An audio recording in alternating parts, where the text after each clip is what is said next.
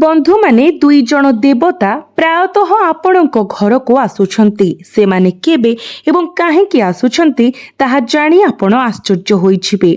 एही दुई देवता आपणक जीवन रे एक गुरुत्वपूर्ण भूमिका ग्रहण करती। आपणकर समस्त कष्ट दुख एवं समस्या को दूर करिबारे साहाय्य करती। जदिओ आपणक जीवन रे अनेक असुविधा एवं दुख आसी थाए, एही देवता माने प्रायतः सेमानकु धरिबा पूर्वरु दूर करि दियंती। आपण सचेतन हेबा उचित जे आपणक जीवन रे ईर्ष्याळु लोक एवं गुप्त शत्रु अछंती। व्यक्ति माने आपणक काम को नष्ट करिबाको एवं आपणक जीवन को नष्ट करिबाको चेष्टा करूछंती। आपण जानि आश्चर्य हेबे जे केतेक आपणक नष्ट करिबा पई गुप्त अभ्यास मध्य करिछंती। अनेक थर दुष्ट शक्ति आपणक घर निकट को आसीछि, किंतु एही दुई देवतांक जोगु सेही शक्ति गुड़िक पछकु हटिबाको बाध्य होइथिले। जदि एही देवता माने आपणक घर पाखरे उपस्थित नथान्ते, तेबे आपण अगणित असुविधा एवं समस्यार सम्मुखीन होइथान्ते। आपणक जीवन एवं आपणक समग्र परिवार को सुरक्षित करिबा पई आपण सेमानंक प्रति कृतज्ञ हेबा उचित। तथापि सबुठारु दुखद कथा हेउछि जे आपण सेमानंक उपस्थिति एवं सेमाने प्रदान करुथबा सुरक्षा विषय अज्ञ रुहति। केतेक समय जानतरे किंबा अजाणतरे आपण एपरि कार्य करंती जहा सेमानंक गभीर भाबरे दुखित करे। आपण एपरि आचरणरू दूरेई रहिबा उचित एवं निजको रक्षा करिबा उचित, नचेत आपणकर जीवन नष्ट होई पारे। जदि आपण एही भूल करिबा बंद न करंती, तेबे एही देवता माने क्रोधित हेबे। सेमाने आपणकर घरु बाहरी जाई पारंती किंबा आपणकर शत्रु माने आपणकु नष्ट करिबार सुजोग नै पारंती किंबा तांत्रिक रीतिनीति व्यवहार करी सहजरे प्रभावित एवं क्षति करि पारंती। तेनु बंधु माने मु आपणकु अनुरोध करूची जे तुरंत ही भूल करिबा बंद करंतु। एपरि भूल कार्य लिप्त हुअंतु नाही, नचेत आपण आपणक जीवन रे एक गुरुतर भूल करिवे। एपर्यंत आपण एही विषय गुड़िक विषय अज्ञ थाई पारंती, तेनु भूल करिबा बुझा पड़ुथिला। किंतु एबे आपण जानिछंती जे से गुड़िक करिबा भिन्न। परिस्थिति को संपूर्ण बुझिबा पई भिडियोटी को शेष पर्यंत देखंतु, कारण आपण एही कार्य गुड़िक द्वारा अजाणतरे आपणकर जीवन रे दुख एवं कष्ट को निमंत्रण करूछंती। एही दुई देवता चाहंती जे आपण एही भूल गुड़िक बंद करंतु, जहा द्वारा सेमाने आपणक जीवन को सुरक्षा दे पारिबे।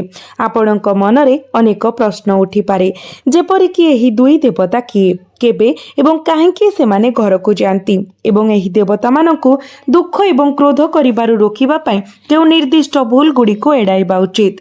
आजिर भिडियो रे आमे एही विषय आलोचना करिबो, किंतु आगकु बढ़िबा पूर्वरु आपण माने सर्वप्रथमे कमेंट बॉक्स रे भक्ति एवं श्रद्धार सहित हर हर महादेव निश्चय लिखंतु। तेबे बंधु माने आपणक घरे एक प्रकृत असाधारण घटना घटिछि। एपरि किछि उल्लेखनीय जे सत्य शुणी आपण आश्चर्य होइजिबे। बंधु माने मो आपणको एक विरल साप विषय कहिबाकु जाउछि, जहा साधारण नुहे बरं एक इच्छा पूरणकारी सत्ता दिव्य शक्तिर प्रकाश। आपणक घरे बास करुथुबा एही अदृश्य शक्ति आपणको एवं आपणक समग्र परिवार को अनेक समय शत्रु मानक ठारू रक्षा करिसंती। से माने आपणक विरुद्ध रे आरंभ होइथिबा तांत्रिक आक्रमण को मध्य निष्क्रिय करि देइछंती। एहा आपणक पई बहुत आनंदर विषय। बंधु माने एपरि सुजोग बहुत कम आसे। एठारे दिया जाइथिबा प्रतिकार एवं परामर्श को कार्यकारी करिबाकु चेष्टा करंतु एवं आपणक जीवनरु दुख किबरी उभान हुए ताहा देखंतु। एही दिव्य शक्ति आपणक उपरे प्रसन्न एवं आपणको कोटिपति करिबार शक्ति रखिछि, किंतु बंधु माने आपण एठारे एक गुरुतर भूल करिबा उचित नुहे। आपणक जीवन रे एक गुरुत्वपूर्ण घटना घटिबाकु हेउछि।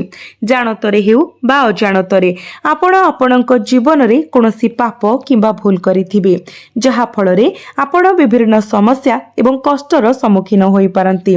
किंतु चिंता करिबार कोनोसी आवश्यकता नाही, कारण एही भिडियो रे आमे समस्त समाधान मध्य प्रदान करिबाकु जाउछु। ମୁଁ ଜାଣିପାରୁଛି ଯେ ଜଣେ ବ୍ୟକ୍ତି ଆପଣଙ୍କୁ ଅନେକ ଥର ଆକ୍ରମଣ କରିବାକୁ ଚେଷ୍ଟା କରିଛନ୍ତି, କିନ୍ତୁ ଆପଣଙ୍କର କୌଣସି କ୍ଷତି ହୋଇନାହିଁ, କାରଣ ଏହି ଦେବୀ ସର୍ବଦା ଆପଣଙ୍କ ସହିତ ଅଛନ୍ତି, ଆପଣଙ୍କୁ ଘେରି ରହିଛନ୍ତି ଏବଂ ସୁରକ୍ଷା ଦେଉଛନ୍ତି। ସେଥିପାଇଁ ଆପଣଙ୍କ ଶତ୍ରୁମାନେ ଆପଣଙ୍କର କୌଣସି କ୍ଷତି କରିପାରିନାହାନ୍ତି। ଆପଣଙ୍କୁ ହତ୍ୟା କରିବା ପାଇଁ ସେମାନଙ୍କର ଅନେକ ଚେଷ୍ଟା ଏବଂ ଷଡ଼ଯନ୍ତ୍ର ସତ୍ତ୍ୱେ ଦେବୀ ଆପଣଙ୍କୁ ପ୍ରତ୍ୟେକ ଥର ରକ୍ଷା କରିଛନ୍ତି। ତାଙ୍କ କୃପା ଯୋଗୁଁ ଆପଣ ଅକ୍ଷତ ରହିଛନ୍ତି ଏବଂ ମୃତ୍ୟୁର ପାଟିରୁ ମଧ୍ୟ ଉଦ୍ଧାର ପାଇଛନ୍ତି। ଆପଣ ସୁରକ୍ଷିତ ଏବଂ ସୁସ୍ଥ ଅଛନ୍ତି। ମୁଁ ଆପଣଙ୍କୁ କହିବାକୁ ଚାହୁଁଛି ଯେ ଆପଣ କେବଳ ଏହି ଦେବୀଙ୍କ କୃପା ଦ୍ୱାରା ଆଗକୁ ବଢ଼ିବେ।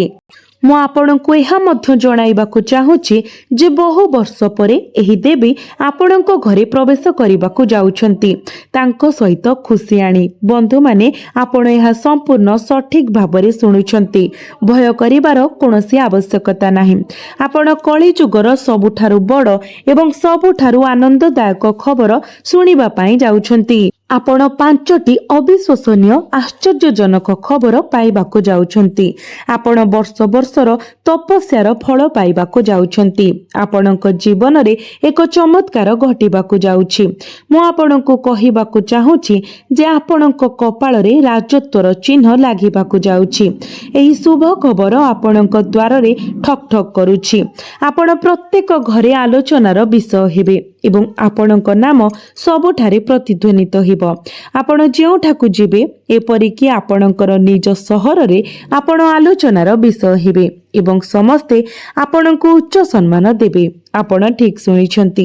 ଯେଉଁମାନେ ପୂର୍ବରୁ ଆପଣଙ୍କ ସହିତ କଥା ହେବାକୁ ଘୃଣା କରୁଥିଲେ, ସେମାନେ ମଧ୍ୟ ଏବେ ଆପଣଙ୍କ ପାଦ ତଳେ ନତମସ୍ତକ ହେବେ।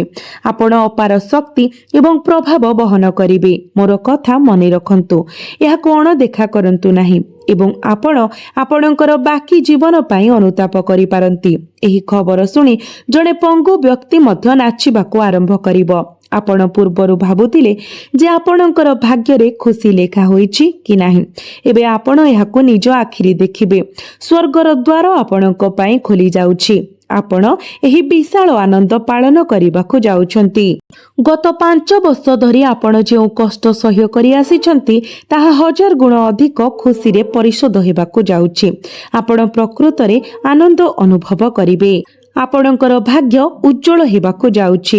ଆପଣ ଏପରି ଶୁଭ ଖବର ପାଇବାକୁ ଯାଉଛନ୍ତି ଯେ ଆପଣ ଏହାକୁ ଆଗାମୀ 7 ଜନ୍ମ ପାଇଁ ମନେ ରଖିବେ। ଆପଣ କେବେ କଳ୍ପନା ମଧ୍ୟ କରିନଥିଲେ ଯେ ଏପରି କିଛି ଘଟିବାକୁ ଯାଉଛି। ଆପଣଙ୍କର ଗୁପ୍ତ ଶତ୍ରୁମାନଙ୍କର ପରିଚୟ ପ୍ରକାଶ ପାଇବାକୁ ଯାଉଛି। ଆପଣ କରିଥିବା କଠିନ ପରିଶ୍ରମ ଏବଂ ନିରନ୍ତର ପ୍ରୟାସର ଫଳ ପାଇବାର ସମୟ ଆସିଛି। ଆପଣଙ୍କ ପ୍ରୟାସ ସହିତ ସମାନ ସଫଳତା ଏବେ ଆପଣଙ୍କ ପାଖରେ। ତେଣୁ 6ଟି ଶୁଭ ଖବର କ'ଣ ତାହା ଜାଣିବା ପାଇଁ ସମ୍ପୂର୍ଣ୍ଣ ଭିଡିଓଟିକୁ ଦେଖନ୍ତୁ। ତ ବନ୍ଧୁମାନେ, ଆଗାମୀ 6 ଦିନ ଆପଣଙ୍କ ପାଇଁ ଏହି 6ଟି ପ୍ରମୁଖ ଆଶୀର୍ବାଦ ଆଣିବ। କିନ୍ତୁ ଏହା ସହିତ ଆପଣଙ୍କୁ କିଛି ଗୁରୁତ୍ୱପୂର୍ଣ୍ଣ ସତର୍କତା ମଧ୍ୟ ଅବଲମ୍ବନ କରିବାକୁ ପଡ଼ିବ। କେବଳ ଏହି 6 ଦିନ ନୁହେଁ, ବରଂ ଆଗାମୀ ସମୟରେ ମଧ୍ୟ ଏହା ଆପଣଙ୍କୁ ଲାଭ ଦେବା ପାଇଁ ଆପଣଙ୍କୁ ଆପଣଙ୍କ ଜୀବନରେ ଅନୁସରଣ ଏବଂ କାର୍ଯ୍ୟକାରୀ କରିବା ଉଚିତ। ଆପଣ ଏବେ ସଫଳତା ହାସଲ କରିପାରିବେ। ତେଣୁ ସମ୍ପୂର୍ଣ୍ଣ ଭିଡିଓଟିକୁ ଧ୍ୟାନର ସହିତ ଶୁଣନ୍ତୁ, କାରଣ ଏଥିରେ ଉଲ୍ଲେଖ କରାଯାଇଥିବା ପ୍ରତ୍ୟେକ ବିନ୍ଦୁ ଆପଣଙ୍କ ପାଇଁ ଅତ୍ୟନ୍ତ ଗୁରୁତ୍ୱପୂର୍ଣ୍ଣ ଏବଂ ଲାଭଦାୟକ। ସେଥିପାଇଁ ମୁଁ ଆପଣଙ୍କୁ ସମ୍ପୂର୍ଣ୍ଣ ଭିଡିଓଟିକୁ ଦେଖିବା ପାଇଁ ଅନୁରୋଧ କରୁଛି। ତ ବନ୍ଧୁମାନେ, ମୁଁ ଆଜି ଆପଣଙ୍କୁ କହିବି ଯେ ଏହି 6 ଦିନ ମଧ୍ୟରେ ଭଗବାନ ସୂର୍ଯ୍ୟଙ୍କର କୃପା ଆପଣଙ୍କ ଉପରେ କିପରି ବର୍ଷିବ ଏବଂ କେଉଁ 6ଟି ପ୍ରମୁଖ ଶୁଭ ଖବର ଏବଂ କେଉଁ କ୍ଷେତ୍ରରେ ଆପଣ ସେହି ଶୁଭ ଖବର ପାଇବେ। ସର୍ବପ୍ରଥମେ ଭଗବାନ ସୂର୍ଯ୍ୟଙ୍କର ପ୍ରକୃତ ଭକ୍ତମାନେ ଭିଡିଓଟିକୁ ଲାଇକ୍ କରି ଚ୍ୟାନେଲଟିକୁ ସବସ୍କ୍ରାଇବ୍ କରିଦିଅନ୍ତୁ ଏବଂ କମେଣ୍ଟ ବକ୍ସରେ ଜୟ ସୂର୍ଯ୍ୟଦେବ ଲେଖନ୍ତୁ, ଯାହାଦ୍ୱାରା ଭଗବାନ ସୂର୍ଯ୍ୟଙ୍କର କୃପା ଆପଣଙ୍କ ଉପରେ ସଦାସର୍ବଦା ରହିବ। ତ ବନ୍ଧୁମାନେ, ସମୟ ନଷ୍ଟ ନକରି ଆସନ୍ତୁ ଆଲୋଚନା କରିବା ଯେ ଭଗବାନ ସୂର୍ଯ୍ୟଙ୍କର ଆଶୀର୍ବାଦ ସହିତ ଆଗାମୀ 6 ଦିନ ଏହି ଗୁରୁତ୍ୱପୂର୍ଣ୍ଣ ସମୟ ଆପଣଙ୍କ ପାଇଁ କ'ଣ ରଖିଛି। ମୁଁ ଆପଣଙ୍କୁ କହିଦେଉଛି ଯେ ଏହି 6 ଦିନ ଭଗବାନ ସୂର୍ଯ୍ୟଙ୍କର ଆଶୀର୍ବାଦ ଯୋଗୁଁ ଆପଣଙ୍କ ପାଇଁ ଏକ ବହୁତ ଭାଗ୍ୟବାନ ସମୟ ପ୍ରମାଣିତ ହେବ। ପ୍ରଥମେ ଏହା ବୁଝନ୍ତୁ, ଭଗବାନ ସୂର୍ଯ୍ୟଙ୍କର କୃପା ନିଶ୍ଚିତ ଭାବରେ ଆପଣଙ୍କ ଉପରେ ବର୍ଷିବ। କାରଣ ଭିଡିଓରେ ପୂର୍ବରୁ ଉଲ୍ଲେଖ କରାଯାଇଥିବା ପରି ଗ୍ରହ ସଂଗ୍ରଚନା ସୃଷ୍ଟି ହୋଇଛି ଦୀର୍ଘ 5 ବର୍ଷ ପରେ, ଯାହା ନିଶ୍ଚିତ କରେ ଯେ ଆପଣଙ୍କ ଭାଗ୍ୟର ସମର୍ଥନ ମିଳିବ। ଜୁଲାଇ 26ରୁ ଜୁଲାଇ 31 ପର୍ଯ୍ୟନ୍ତ ଏହି ସମୟ ଆପଣଙ୍କ ଭାଗ୍ୟ ବୃଦ୍ଧି ପାଇବାର ସମୟ ହେବ। ଏହାର ସର୍ବାଧିକ ଉପଯୋଗ କରିବାକୁ ପ୍ରସ୍ତୁତ ରୁହନ୍ତୁ। ଆପଣ ବହୁତ ସୁଯୋଗ ପାଇବେ ଏବଂ ଏହି ସମୟ ଆପଣଙ୍କ ପାଇଁ ଅତ୍ୟନ୍ତ ଲାଭଦାୟକ ପ୍ରମାଣିତ ହେବ। ଏହି ଦିନ ଗୁଡ଼ିକରେ ହେଉଥିବା ଗ୍ରହ ପରିବର୍ତ୍ତନ ଲାଭ ପାଇଁ ପରିସ୍ଥିତି ସୃଷ୍ଟି କରୁଛି। ଗ୍ରହ ଏବଂ ନକ୍ଷତ୍ର ଗୁଡ଼ିକର ସଂରଚନା ସମ୍ପୂର୍ଣ୍ଣ ଭାବରେ ଆପଣଙ୍କ ପକ୍ଷରେ ରହିବ। ମୁଁ ଏହା ମଧ୍ୟ ଉଲ୍ଲେଖ କରିବାକୁ ଚାହୁଁଛି ଯେ ଆପଣ ଏହି ସମୟରେ ଆପଣ କରୁଥିବା ଯେକୌଣସି ନିବେଶ ସମ୍ବନ୍ଧୀୟ ଯୋଜନା ଉପରେ ଧ୍ୟାନ ଦେବା ଉଚିତ। ଯଦି ଆପଣ କୌଣସି ସ୍ଥାନରେ ନିବେଶ କରିବାକୁ ଚାହାନ୍ତି, ତେବେ ଏହା ଏକ ଅତ୍ୟନ୍ତ ଲାଭଦାୟକ ସମୟ ଏବଂ ଆପଣ ଲାଭ ପାଇବେ। ଏହି ସମୟର ସର୍ବାଧିକ ଉପଯୋଗ କରନ୍ତୁ। ଏହା ଆପଣଙ୍କ ପାଇଁ ଏକ ଅନୁକୂଳ ସମୟ ହେବାକୁ ଯାଉଛି। ଏହା ସହିତ ଆପଣଙ୍କ ସନ୍ତାନମାନଙ୍କ ଦ୍ୱାରା ଅର୍ଜିତ ଆୟ ଘରେ ଏକ ଆନନ୍ଦଦାୟକ ପରିବେଶ ସୃଷ୍ଟି କରିବ। ଏହି ସମୟରେ ଆପଣ ଆପଣଙ୍କ ପିଲାମାନଙ୍କ ମାଧ୍ୟମରେ ଖୁସି ଅନୁଭବ କରିପାରନ୍ତି। ହୁଏତ ସେମାନଙ୍କ କ୍ୟାରିୟର, ନିଯୁକ୍ତି କିମ୍ବା ଅଧ୍ୟୟନ ସମ୍ପର୍କରେ ଭଲ ଖବର ପାଇପାରିବେ। ଆପଣ ନିଶ୍ଚିତ ଭାବରେ ଆପଣଙ୍କ ପିଲାମାନଙ୍କ ବିଷୟରେ ଭଲ ଖବର ଶୁଣିବେ। ଏହା ବ୍ୟତୀତ ବିବାହ କିମ୍ବା ନିର୍ବନ୍ଧ ଭଳି ଶୁଭ ପାରିବାରିକ କାର୍ଯ୍ୟକ୍ରମ ପାଇଁ ଯୋଜନା ପ୍ରସ୍ତୁତ କରାଯିବ। ଏହା ଏପରି ଏକ ସମୟ ଯେତେବେଳେ ଆପଣ ଏକ ନୂତନ ଯାନ, ଘର କିମ୍ବା ଅନ୍ୟ ସମ୍ପତ୍ତି କିଣିପାରନ୍ତି, ଯାହା ସମ୍ଭାବ୍ୟ ଲାଭ ପ୍ରଦାନ କରିବ। ଆପଣଙ୍କର ଏହି ଇଚ୍ଛା ପୂରଣ ହୋଇପାରେ।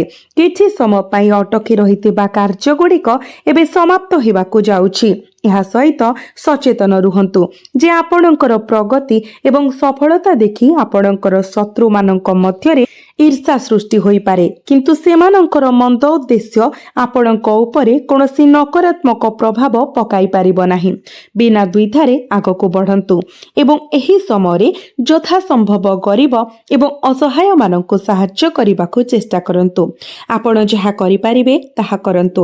ତାହା ଖାଦ୍ୟ, ଟଙ୍କା, ପୋଷାକ କିମ୍ବା ଅନ୍ୟ କିଛି ଯୋଗାଇବା ହେଉ, ଆପଣ ଆପଣଙ୍କର ସମସ୍ତ କାର୍ଯ୍ୟ ଯୋଜନାବଦ୍ଧ ଭାବରେ ସମ୍ପାଦନ କରିବେ ଏବଂ ସଫଳତା ମଧ୍ୟ ନିଶ୍ଚିତ। ସମାଜରେ ଆପଣ ସମ୍ମାନ ଅର୍ଜନ କରିବେ। ଆପଣ ଏପରି ଏକ କାର୍ଯ୍ୟ କରିବେ ଯାହା ଆପଣଙ୍କୁ ବହୁତ ପ୍ରଶଂସା ଆଣିଦେବ। ଯେଉଁ ଯୁବକମାନେ ଦୀର୍ଘ ସମୟ ଧରି ନିଜର କ୍ୟାରିୟର ସହିତ ସଂଘର୍ଷ କରୁଛନ୍ତି, ସେମାନେ ବଡ଼ ଖୁସି ଖବର ପାଇବେ। ଚାକିରି, ଶିକ୍ଷା କିମ୍ବା ବେକାରଙ୍କ ପାଇଁ ନିଯୁକ୍ତି ସହ ଜଡ଼ିତ ସୁଯୋଗ ଆସିପାରେ। କୌଣସି ସୁଯୋଗକୁ ଆପଣଙ୍କର ହାତ ଛଡ଼ା ହେବାକୁ ଦିଅନ୍ତୁ ନାହିଁ। ଦୃଢ଼ ସଂକଳ୍ପ ସହିତ ଆଗକୁ ବଢ଼ନ୍ତୁ। ସଫଳତା ସୁନିଶ୍ଚିତ। ମୁଁ ଆପଣଙ୍କୁ ପରାମର୍ଶ ଦେବି ଯେ ଆପଣ ବର୍ତ୍ତମାନ ପାଇଁ ଆପଣଙ୍କର ଯୋଜନା ଏବଂ କାର୍ଯ୍ୟଗୁଡ଼ିକୁ ଗୋପନୀୟ ରଖନ୍ତୁ। ଆପଣଙ୍କର କାମକୁ ବିଚକ୍ଷଣ ଭାବରେ କରନ୍ତୁ।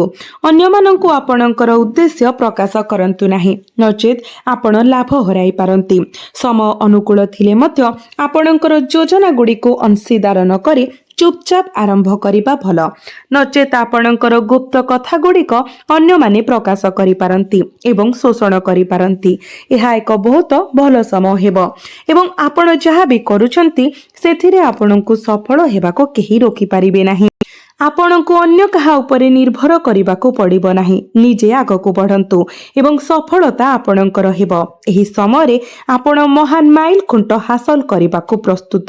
ତଥାପି ମୁଁ ପୁନର୍ବାର କହିବାକୁ ଚାହୁଁଛି, ଯେପରି ମୁଁ ପୂର୍ବରୁ ଚେତାବନୀ ଦେଇଛି, ଯେ ଆପଣ ଆପଣଙ୍କର ସମସ୍ତ ପ୍ରୟାସରେ ସରଳତା ଏବଂ ପ୍ରଶଂସାର ମନୋଭାବ ବଜାୟ ରଖିବା ଉଚିତ। କ୍ରୋଧକୁ ଏଡ଼ାନ୍ତୁ, କାରଣ ଏହା ଆପଣଙ୍କ ପତନର କାରଣ ହୋଇପାରେ। ଆପଣଙ୍କ କଥାକୁ ମଧୁର ଏବଂ ସୁଖଦ ରଖନ୍ତୁ। ଯଦି ଆପଣ ଏହା କରନ୍ତି, ତେବେ ସଫଳତା ନିଶ୍ଚିତ। ଯେତେବେଳେ ଅନୁଚିତ ଆଚରଣ ଆପଣଙ୍କ ପୂର୍ବରୁ ସମାଧାନ କରିଥିବା କାମକୁ ନଷ୍ଟ କରିପାରେ, ଏହା ଆପଣଙ୍କ ଦୁର୍ବଳତା। କଠୋର କଥାକୁ ଏଡ଼ାଇ ରହିବା ଉପରେ ଧ୍ୟାନ ଦିଅନ୍ତୁ। ଏହା ସହିତ ଯଦି ଆପଣ କୌଣସି ଆର୍ଥିକ କାରବାରରେ ଲିପ୍ତ ହୁଅନ୍ତି କିମ୍ବା ଅନ୍ୟମାନଙ୍କୁ ଟଙ୍କା ଋଣ ଦିଅନ୍ତି, ତେବେ ସତର୍କତା ଅବଲମ୍ବନ କରନ୍ତୁ। ନିଶ୍ଚିତ କରନ୍ତୁ ଯେ ଟଙ୍କା କେବେ ଫେରସ୍ତ ହେବ ସେ ବିଷୟରେ ଆପଣଙ୍କର ସ୍ପଷ୍ଟ ବୁଝାମଣା ଅଛି।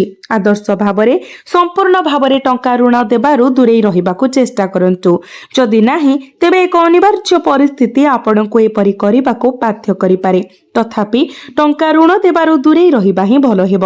କାରଣ ଆପଣଙ୍କର ପାଣ୍ଠି ଅଟକି ଯାଇପାରେ। ବହୁତ ସତର୍କତାର ସହିତ ଆଗକୁ ବଢ଼ନ୍ତୁ।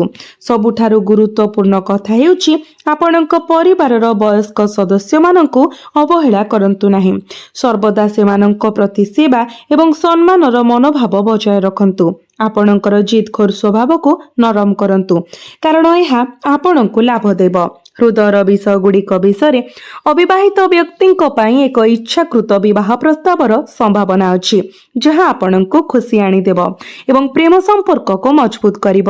ଏହା ଏକ ଅତ୍ୟନ୍ତ ଅନୁକୂଳ ସମୟ। ସ୍ୱାମୀ ଏବଂ ସ୍ତ୍ରୀଙ୍କ ମଧ୍ୟରେ ଯେକୌଣସି ଛୋଟ ଝଗଡ଼ା ଅଳ୍ପ ପ୍ରୟାସରେ ସମାଧାନ ହେବ।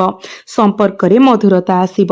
ତଥାପି ସଚେତନ ରୁହନ୍ତୁ ଯେ ଅତ୍ୟଧିକ କଠୋର କିମ୍ବା ଶୃଙ୍ଖଳାଗତ ହେବା ଆପଣଙ୍କ ଜୀବନସାଥୀଙ୍କ ସହିତ ଘୃଣା ସୃଷ୍ଟି କରିପାରେ। ଏକ ସୁଖଦ ପରିବେଶ ସୃଷ୍ଟି କରିବା ପାଇଁ କିଛି ମନୋରଞ୍ଜନ କିମ୍ବା ଉପହାର ଦେବାର ଯୋଜନା କରନ୍ତୁ, ଯାହା ଆପଣଙ୍କ ବନ୍ଧନକୁ ଆହୁରି ଘନିଷ୍ଠ କରିବ ଏବଂ ଆପଣଙ୍କ ବୈବାହିକ ଜୀବନ ଏବଂ ଘରେ ସମନ୍ୱୟ ବଜାୟ ରହିବ। ଆପଣଙ୍କ କ୍ୟାରିୟର ଏବଂ ବ୍ୟବସାୟ ଆଡ଼କୁ ମୁହାଁଇ ଚାକିରି କରୁଥିବା ବ୍ୟକ୍ତିମାନଙ୍କୁ ଆପଣଙ୍କ କ୍ଷତି କରିବାକୁ ଚେଷ୍ଟା କରୁଥିବା କିମ୍ବା ଆପଣଙ୍କ ଗୁପ୍ତ କଥା ପ୍ରକାଶ କରିବାକୁ ଚେଷ୍ଟା କରିପାରନ୍ତି, ଯାହା ଆପଣଙ୍କୁ ଲଜ୍ଜିତ କିମ୍ବା ଅପମାନିତ କରିପାରେ। ସତର୍କ ରୁହନ୍ତୁ ଏବଂ ଆପଣଙ୍କ କାମ ଉପରେ ନିଷ୍ଠାର ସହିତ ଧ୍ୟାନ ଦିଅନ୍ତୁ। ଅନ୍ୟମାନଙ୍କ ଦ୍ୱାରା ନିଜକୁ ପ୍ରଭାବିତ ହେବାକୁ ଦିଅନ୍ତୁ ନାହିଁ। ଆପଣଙ୍କର କ୍ୟାରିୟରରେ ସ୍ଥିରତା ଫେରିଆସିବ ଏବଂ କ୍ୟାରିୟରରେ ଉନ୍ନତିର ସୂଚନା ଅଛି। ଏହା ଏକ ଗୁରୁତ୍ୱପୂର୍ଣ୍ଣ ସମୟ। ଏକ ପସନ୍ଦିତ ସ୍ଥାନରେ ସ୍ଥାନାନ୍ତର ପାଇଁ ଚାହୁଁଥିବା ସରକାରୀ କର୍ମଚାରୀମାନେ ଯଦି ସେମାନଙ୍କର ପ୍ରୟାସରେ ଅଟଳ ରୁହନ୍ତି, ତେବେ ସେମାନେ ସଫଳ ହୋଇପାରନ୍ତି। ଯଦି ଆପଣ ଏକ ବ୍ୟବସାୟ ଚଳାନ୍ତି, ତେବେ ଆପଣ ଅପାର ସଫଳତା ପାଇବାର ସମ୍ଭାବନା ଅଛି ଏବଂ ଏକ ପ୍ରମୁଖ କ୍ରମ ପାଇପାରନ୍ତି। ଫଳାଫଳ ଆପଣଙ୍କ ଆଶା ସହିତ ସମାନ ହେବ। ଏହା ଆପଣଙ୍କ ପାଇଁ ଏକ ଅତ୍ୟନ୍ତ ଲାଭଦାୟକ ସମୟ ହେବ। ତଥାପି ମୁଁ ଆପଣଙ୍କ କର୍ମକ୍ଷେତ୍ରରେ ସହକର୍ମୀ କିମ୍ବା କର୍ମଚାରୀଙ୍କ ଉପରେ ଅନ୍ଧବିଶ୍ୱାସ ନ କରିବାକୁ ପରାମର୍ଶ ଦେବି। ସମସ୍ତ କାର୍ଯ୍ୟକଳାପ ଉପରେ କଡ଼ା ନଜର ରଖନ୍ତୁ ଏବଂ ନିଜେ ନିଷ୍ପତ୍ତି ନିଅନ୍ତୁ। ଏହି ସମୟରେ ଜଣେ ଅଭିଜ୍ଞ ବ୍ୟକ୍ତିଙ୍କର ମାର୍ଗଦର୍ଶନ ଏବଂ ପରାମର୍ଶ ଆପଣଙ୍କ ପାଇଁ ଉପଯୋଗୀ ସାବ୍ୟସ୍ତ ହେବ। ଯାନବାହନ ଏବଂ ସେୟାର ମାର୍କେଟ ସମ୍ବନ୍ଧୀୟ ମାମଲାରେ ମଧ୍ୟ ଆପଣ ସଫଳତା ପାଇବାର ସମ୍ଭାବନା ଅଛି। ଏହା ଏକ ଉତ୍କୃଷ୍ଟ ସମୟ। ଆପଣଙ୍କୁ କର୍ମକ୍ଷେତ୍ରରେ ଆପଣଙ୍କର ବର୍ତ୍ତମାନର କାର୍ଯ୍ୟକଳାପ ଉପରେ ଧ୍ୟାନ ଦେବାକୁ ପଡ଼ିବ। ପାରିବାରିକ ବିଷୟଗୁଡ଼ିକୁ ପାସୋରି ସମ୍ପୂର୍ଣ୍ଣ ଭାବରେ ଆପଣଙ୍କ କାମରେ ଧ୍ୟାନ ଦେବାକୁ ପଡ଼ିବ। ତେବେ ହିଁ ଆପଣ ସଫଳତା ପାଇପାରିବେ, ନଚେତ୍ ଆପଣ ସଫଳ ହେବେ ନାହିଁ। ଅର୍ଥାତ୍ ଆପଣଙ୍କୁ ଆପଣଙ୍କର ଧ୍ୟାନ ଠିକ୍ ସେହି ସ୍ଥାନରେ ରଖିବାକୁ ପଡ଼ିବ ଯେଉଁଠାରେ ଏହା ରହିବା ଉଚିତ। ବିଭିନ୍ନ ବିଚଳିତକାରୀ ଚିନ୍ତାଧାରା ସହିତ ଆପଣଙ୍କ ମନକୁ ଅସ୍ଥିର କରନ୍ତୁ ନାହିଁ, ନଚେତ୍ ଆପଣ ବର୍ତ୍ତମାନ କରୁଥିବା କାମ ସଫଳତାର ସହ ସାକାର ହେବ ନାହିଁ। କେବଳ ହାତକୁ ଥିବା କାର୍ଯ୍ୟ ଉପରେ ଧ୍ୟାନ ଦିଅନ୍ତୁ ଏବଂ ଖରାପ ସଙ୍ଗତିରୁ ନିଜକୁ ଦୂରେଇ ରଖନ୍ତୁ। ଯେପରି ମୁଁ ପୂର୍ବ ଭିଡିଓ ଗୁଡ଼ିକରେ ଉଲ୍ଲେଖ କରିଛି, ନକାରାତ୍ମକ ପ୍ରଭାବରୁ ଦୂରେଇ ରହିବା ଆପଣଙ୍କ ଭବିଷ୍ୟତର ପ୍ରଗତି ପାଇଁ ଅତ୍ୟନ୍ତ ଗୁରୁତ୍ୱପୂର୍ଣ୍ଣ।